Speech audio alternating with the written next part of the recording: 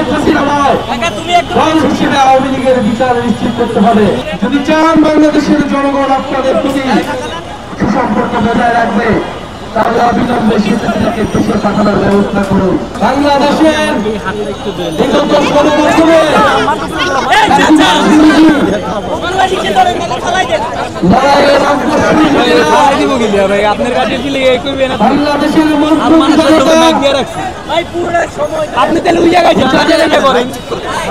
রায় দেখেছে বিচারের শেখ হাসিনাকে ফাঁসির রাষ্ট্রে ঝুলানোর জন্য আদালত রায় দিয়েছে। আমরা ট্রাইব্যুনালের রায়কে স্বাগত জানিয়েছি,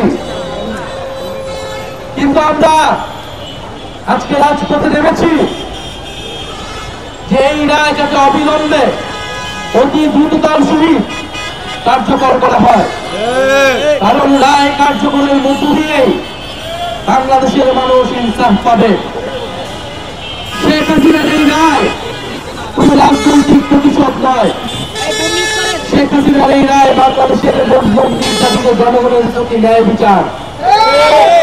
Bashundhara public school and college 2026 শিক্ষাবর্ষে ভর্তি চলছে।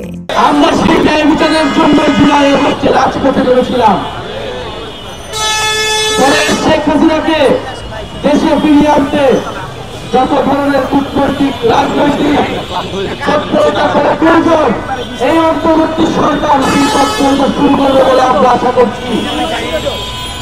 আমরা দেখতে পাচ্ছি যে নির্বাচনকে সামনে রেখে রাজনৈতিক দলগুলো নানা ধরনের তৎপরতা শুরু হয়েছে। আমরা আহ্বান জানাবো বাংলাদেশের মানুষের সাথে জুলাই গণঅভ্যুত্থানের সাথে প্রতারণা করে কেউ বিচারের ব্যাপারে আপোষ করবেন না, তাহলে বাংলাদেশের জনগণ আপনাদের কোনোদিনই ক্ষমা করবে না। আমরা আজকে সুস্পষ্ট ভাবে 3টি দাবি নিয়ে রাজপথে নেমেছি। প্রথমত, শেখ হাসিনাকে দেশে ফিরিয়ে এনে দ্রুত রায় কার্যকর করতে হবে। দ্বিতীয়ত, শুধু শেখ হাসিনা নয়, দল হিসেবে আওয়ামী লীগের বিচার নিশ্চিত করতে হবে এবং জাতীয় পার্টি সহ আওয়ামী লীগের সহযোগী যে দলগুলো রয়েছিল তারাও সবার অপরাধী এবং তাদেরকে বিচারের আওতায় আনতে হবে। আমরা দেখতে পাচ্ছি জাতীয় পার্টির নামে আওয়ামী লীগ পুনর্বাসনের ষড়যন্ত্র এবং পরিকল্পনা চলছে। 5ই আগস্টের পরে অন্তর্বর্তী সরকারের উদ্যোগে যে ঐক্যমত্য কমিশন প্রতিষ্ঠা হয়েছিল, সে ঐক্যমত্য কমিশনের কোথাও জাতীয় পার্টিকে ডাকা হয় নাই। নির্বাচন কমিশনের সংলাপে জাতীয় পার্টি এবং 14 দলকে কোথাও ডাকা হয় নাই। তাহলে কোন বেসিসে তারা নির্বাচনে অংশগ্রহণ করবে? জুলাই সনদের কোথাও জাতীয় পার্টিকে ডাকা হয় নাই, কিন্তু নির্বাচনে নাকি জাতীয় পার্টিকে ডাকা হবে। এটা একটা চক্রান্ত। এই ষড়যন্ত্রের বিরুদ্ধে স্থিতি মাঠে থাকবে।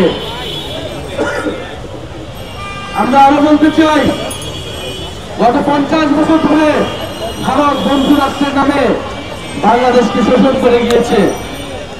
গত 15 বছর ভারতের প্রত্যক্ষ এবং পরোক্ষ সহায়তায় বাংলাদেশের ফ্যাসিবাদ চেপে বসেছিল। সেই ভারত সরকার শেখ হাসিনাকে আবারও তার দেশে জায়গা দিয়ে বাংলাদেশের বিরুদ্ধে ষড়যন্ত্র অব্যাহত রেখেছে। ভারত সরকারের প্রতি আমাদের আহ্বান থাকবে, যদি বাংলাদেশের সাথে সত্যিকার অর্থে সম্পর্ক করতে চান, যদি চান বাংলাদেশের জনগণ আপনাদের প্রতি সুসম্পর্ক বজায় রাখবে, তাহলে অবিলম্বে শেখ হাসিনাকে দেশে পাঠানোর ব্যবস্থা করুন। ভারত বাংলাদেশ প্রত্যাবর্তন চুক্তি হিসেবে বাংলাদেশে মানবতা বিরোধী অপরাধীকে বাংলাদেশ সরকার চাইতে পারে এবং ভারত সেখানে বাধা দিতে পারে না। ফলে আমরা আশা করব যে শেখ হাসিনাকে ফেরত দিয়ে বাংলাদেশের সাথে ভারত নতুন করে সম্পর্ক স্থাপন করবে। ভারত শুধু শেখ হাসিনাকে আশ্রয় দেয়নি, বাংলাদেশে যে আওয়ামী লীগ অস্থিতিশীলতা এবং ষড়যন্ত্র করছে সেটাকেও পরোক্ষভাবে সমর্থন দিয়ে যাচ্ছে। আমরা ভারতের জনগণের প্রতি আহ্বান জানাবো যে আপনারা আপনাদের দেশে কোনো গণহত্যাকারীকে আশ্রয় দিবেন না।